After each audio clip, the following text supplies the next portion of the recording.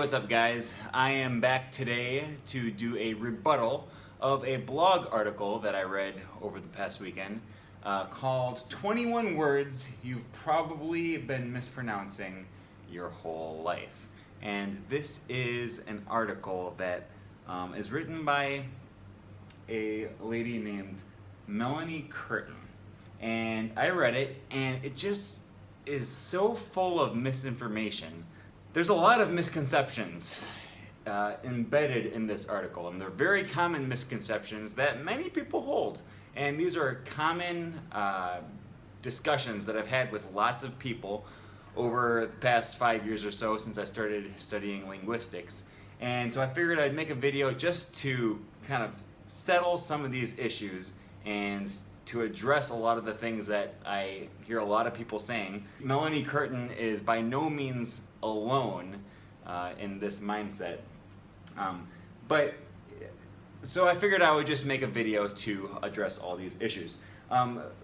First of all, just the entire tone of this article revolves around prescriptivist approach to language, which is very common. Linguists study language from a descriptivist point of view. That means we want to describe how language actually is, how it actually exists, and how people use the language, rather than telling people how they should use the language or prescribing certain linguistic norms to them. And it only takes a little bit of thought to realize how little sense it makes to actually believe in a prescriptivist mindset. So I'm not going to ramble anymore, let's get into it. The building blocks of communication are words. So the way they are pronounced matters. Whether it's to indicate your level of education or talent with language, you want to know how to speak and write correctly. And I'm just going to stop right there because it's just a mark of a prescriptivist to say you need to know how to speak and write correctly. I don't even know what correctly means when it comes to language. Who gets to determine what's correct and what's wrong? You probably believe that there's right and wrong when it comes to morality and ethics, but as far as language, it's really hard to determine who gets to decide what's right and what's wrong. Then she says, here are a number of words you've probably been saying wrong your whole life. Time to sharpen up. The first one is mischievious. She says, you thought this one had 4 syllables when it really has only 3. It's not mischievous, it's mischievous. And she doesn't give any reason for me to believe that it should be pronounced her way as opposed to my way. I've always pronounced this word as mischievous. So she just essentially expects me to believe that because she pronounced this word this way, I should also pronounce the word the same way. And I'm just not buying it. Number 2, mauve. While most people say mauve, the correct pronunciation is actually mauve, as in rhymes with grove. Again, she's given me no reason to believe her.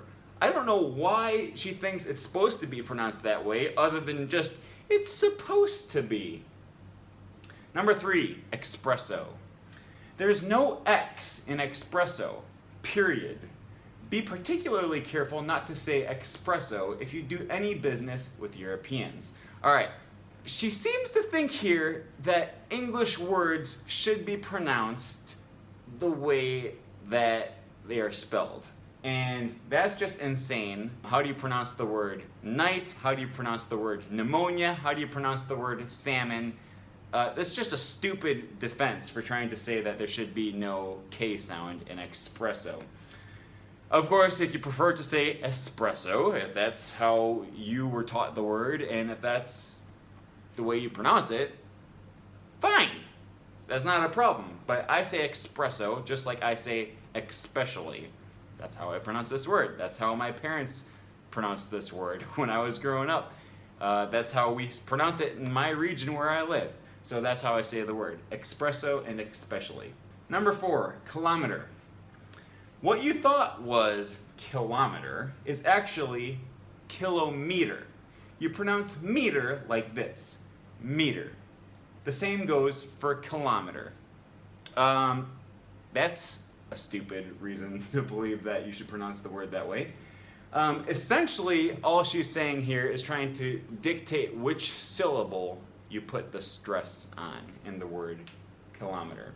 And her argument is that because you can break the word into smaller words that have their own stress pattern, like meter, you should then retain that stress pattern for the larger word, which is stupid if you've ever pronounced the word engine as engineer, or if you've pronounced the word advantage and advantageous, courage and courageous, photograph, photographer. That's not how English works. You don't always retain the stress on the larger word after you've added a suffix or a prefix to it. Captive, captivity. So I'm going to argue that you can pronounce kilometer as kilometer, even though meter is not pronounced with that stress. Next one, prerogative. If you're anything like me, this one will blow your mind. It's not prerogative, as so aptly captured by Britney Spears. It's prerogative, like precognition. The only problem I really have with prerogative, other than the fact that I don't think I've ever heard anyone pronounce it, is that's harder to say. Prerogative.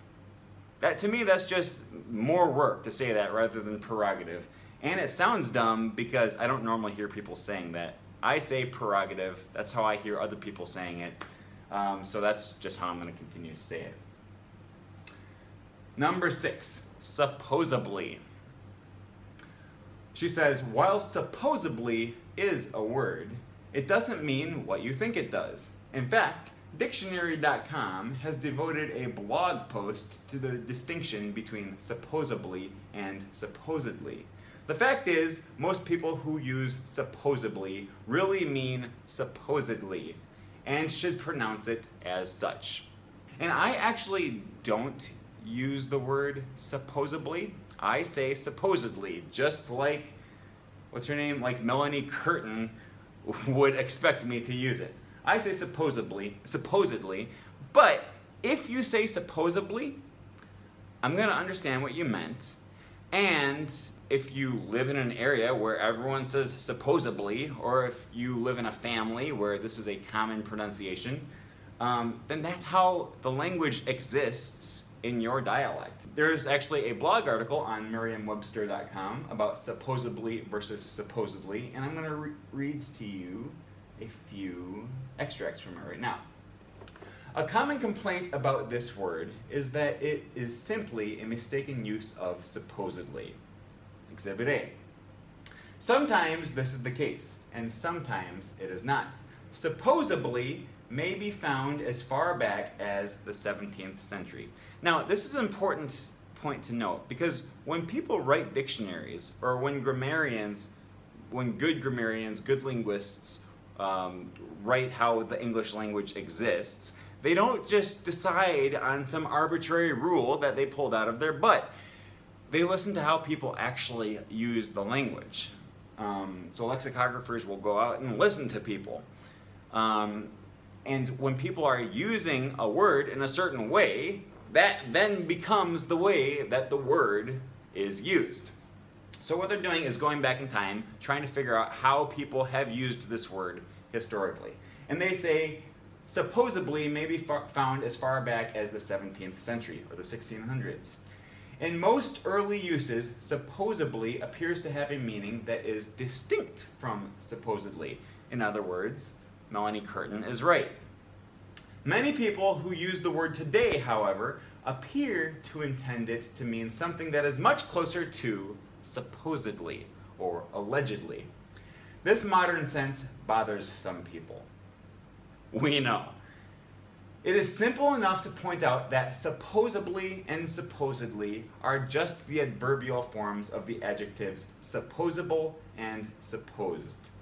It's easy to see how these two words have a degree of overlap. And it's easy to me to see how some people, even though I don't do it this way, it's easy to see how some people would use these two words to mean the same thing. I don't feel like that's at all a stretch, and I wouldn't ever call someone out for saying it that way.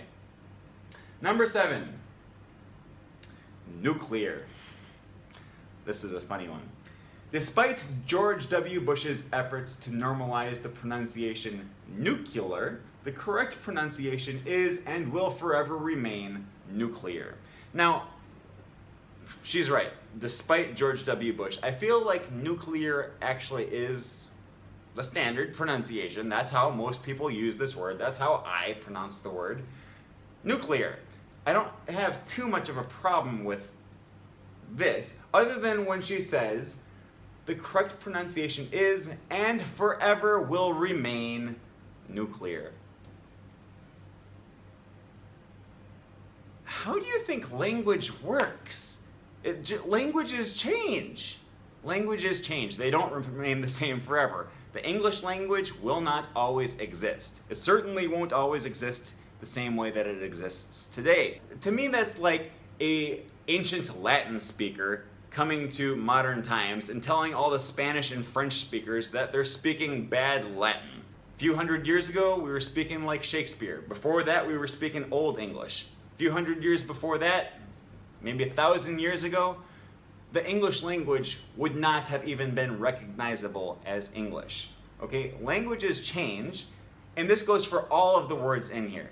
If people start using a word differently than they do now, that just means the meaning of the word has changed. There is no, the correct pronunciation will forever remain like this. That's just nonsense. 8, Asterix.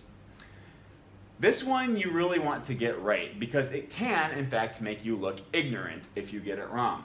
There is no X at the end of this word. It's true to its K. Thus, the correct pronunciation is asterisk, not Asterix. I've always pronounced it Asterix. That's how my teachers pronounced it when I was in school. That's what I heard. That's what they taught me. They pronounced it as Asterix. And this actually reminds me a lot of the ask versus ax dispute. It's more common, mainly in African American vernacular, to say ax as opposed to ask. And you may be tempted to view this as a simple mistake, as a corruption of the pure English language as it exists. But actually, in fact, the pronunciation of the word ask as ax is not a recent invention by African Americans. That pronunciation goes back thousands of years, and it's as old as the pronunciation ask. All right, number 9, larvae. Chances are your science teacher got it wrong, but your Latin teacher got it right, since Latin is where it comes from. It's not larvae, it's larvae. Rhymes with Humvee. It's not Wingardium Leviosa, it's Wingardium Leviosa. I don't know where you're coming at telling me that the original pronunciation came from Latin, so now we have to pronounce it like it was still Latin. We don't speak Latin. There's so many problems like this. First of all, you just don't pronounce English words in the same way that they were pronounced in the source language. And the other problem is you don't apply this same logic to other English words derived from Latin or from other source languages. Like, would you say cacti and octopi instead of cacti and octopi? It's just inconsistent. And the other problem that I have is that, at least in Old Latin, the V was not pronounced as a V. It was pronounced more like a W. So, are you telling me that I should now pronounce this as larvae instead of larvae? If you want to really go back and pronounce this the same way as Latin. Number 10, triathlon. Most of us add a syllable that isn't there, pronouncing it triathlon. It's actually just triathlon.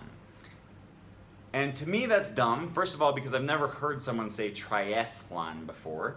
The other reason that it's dumb is she seems to still be stuck on you're supposed to spell words the way, or you're supposed to pronounce words the way that they're spelt, which, like, it just doesn't make sense. English doesn't work that way. Some languages are pretty phonetic, or there's a pretty close link between spelling and pronunciation. English is just not that way. 11, jewelry. This time we tend to cut out a syllable that's actually there. It should be jewelry, not jewelry. And I feel like I actually do pronounce the word that way. Jewelry, jewelry, jewelry, jewelry. That's how I say it. But I would have no problem with someone saying jewelry if that's how they pronounce it in their dialect. There's plenty of other words where we either cut out a syllable or condense two syllables into one, like Wednesday instead of Wednesday, squirrel instead of squirrel, and comfortable instead of comfortable.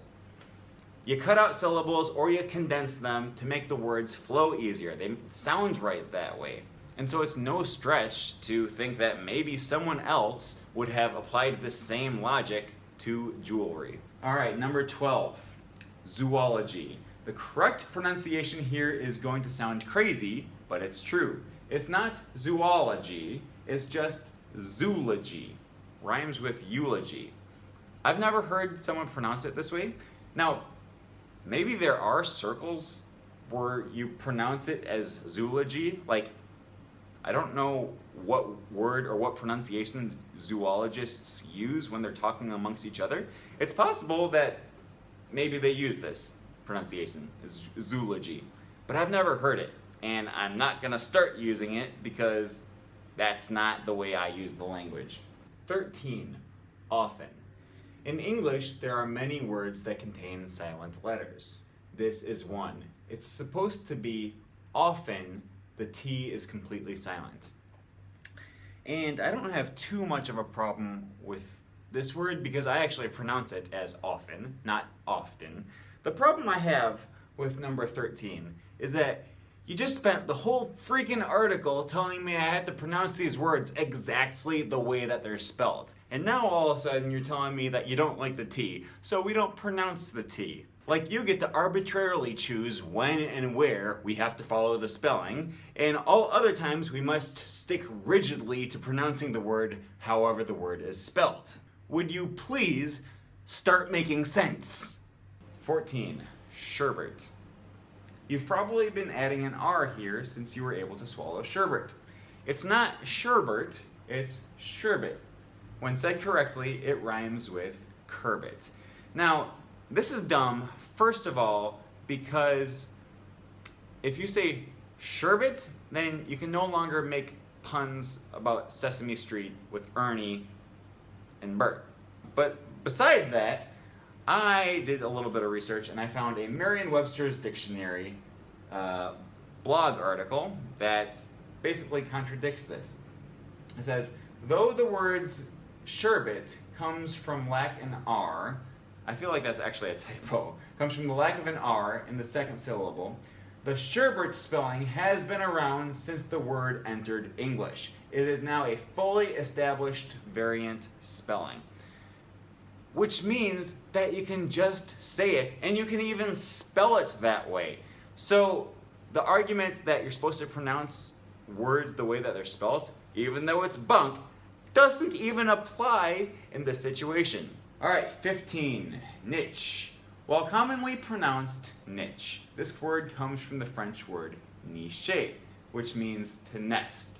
Accordingly, the correct pronunciation is niche. Again, going back to, you're supposed to pronounce the words the way they were pronounced in the source language, which is stupid, and I'm not going to get onto that again. 16, Celtic. It turns out we've all been calling the Boston Celtics by the wrong name. Incorrect. Celtic. Correct. Celtic. Now, I go back and forth on my pronunciation of this word, actually. It's worth noting that I went to the Wikipedia page for the Boston Celtics, and it does, in fact, give the pronunciation Celtics, not Celtics. There's also a Wikipedia article about Celtics in general. and I'm just going to read you an extract from that. The initial consonant of the English word Celt and Celtic is realized primarily as K and occasionally as S in both modern UK Standard English and American English, although S was formerly the norm. The oldest attested Greek form and the original also in Latin, it was pronounced K, but a regular process of palatalization around the 1st century AD changed K to S in later Latin when it appears beside a front vowel like E. The point being, there's multiple ways of pronouncing words, and it really is just wrong to tell people they have to pronounce it one way or the other. Alright, 17, chicanery. The word itself means trickery or deception, and its pronunciation is obligingly tricky. You thought it was chicanery, it's actually chicanery. Well, no, I'm just not going to pronounce it that way. 18, bruschetta. That delightful Italian dish of grilled bread with garlic, olive oil, and tomatoes actually takes a hard R. This is because in Italian, SCH comes only before E or I, and it always is pronounced like the English SK. Thus, it's not bruschetta, it's bruschetta. Okay, so I'm just gonna look over the fact that she says this has a hard R, when I'm assuming what she actually meant was a hard K. And again, I'm going to Wikipedia. They do give a pronunciation guide at the very beginning of the Wikipedia page, and it offers both pronunciations as acceptable. So I'm not going to say any more on that topic. 19. Forte. The technically correct way to say this sounds so wrong that it may not be worth doing. You don't say. The word, which refers to one's strong point, is actually pronounced fort, not the commonly used forte. And here's the thing, I just don't understand why you keep insisting that because the word came from another language, we now have to pronounce it that way in English. That's not how loanwords work. And if you're going to go so far as to tell me I can't pronounce it the way I want to pronounce it, and the way all other English speakers pronounce it, because that's not how French speakers pronounce it, then why wouldn't you tell me I have to pronounce it as forte with a uvular fricative the way an actual French person would say it? It's because we don't have uvular fricatives in English, and that's not how we pronounce it in English. We pronounce it as forte, and I feel like we should just be able to accept that. 19. Liable. When you say liability, you probably include all the right syllables. There's that right word again. The same goes for the adjective form of it. It's pronounced liable, not liable. Well, in my dialect, we say liable. We say it exactly as she would have us say. Melanie Curtin would be so proud. I feel like maybe the word libel is more common in southern dialects. So maybe Melanie Curtin comes from the American South and hears that more often. Why can't you just accept that there are regional variations on language? It's called a dialect. We don't pronounce things the same way. I don't understand why you have to tell some people they're wrong and other people that they're right. 21. GIF. Let's just settle this debate once and for all. The actual inventor of the GIF says it's pronounced GIF. Don't believe it? Watch him. And she gives a little link there. Watch him make the determination himself. Skip ahead to 53 if you're short on time. This is a very common debate in our day and age, and I've heard arguments for both sides. So she's finally jumped to a third reason for telling me I have to pronounce the way she wants me to pronounce them, other than just it's spelt that way and it came from the source language, which is the guy who invented the word says it's pronounced this way. And I'm sorry, but the guy who invented the word doesn't get a monopoly on telling everyone else how to use his word. Languages are open source. You might look at words that are spelt similar, such as gift and gill, where you use a hard G sound preceding the I. But there are other words like gin and gist that use the opposite pronunciation for the same letter combination. It just goes back to show that you can't use spelling to determine pronunciation. I've also heard arguments that say, well, the word GIF is actually a acronym for the word graphic interface format or something like that. But it starts with a graphic and has a hard G, so you should pronounce the acronym with a hard G. And this argument makes no sense either, because you don't pronounce acronyms the way that you pronounce the words that make up the acronym. Nobody refers to NASA as NASA only because it refers to the National Aeronautic Space Administration or something like that. You don't look at the original words, you pronounce it the way that the acronym is pronounced. And then at the end of the article, Melanie Curtin goes on to say, "It is, of course, your prerogative to mispronounce any word you choose. Just don't get mischievous and hold me liable." So at the very end, she kind of throws us a bone and say, mispronounce away. But she was sneaking it in because she says mispronounce. These are not mispronunciations of words, okay? There are many variations of ways to pronounce words. And I really think that only a little bit of thought can go a long way in helping you determine that it's just crazy to say you should pronounce all words one way. So that's all I have today for this video. Thanks for watching, and I will catch you guys next time.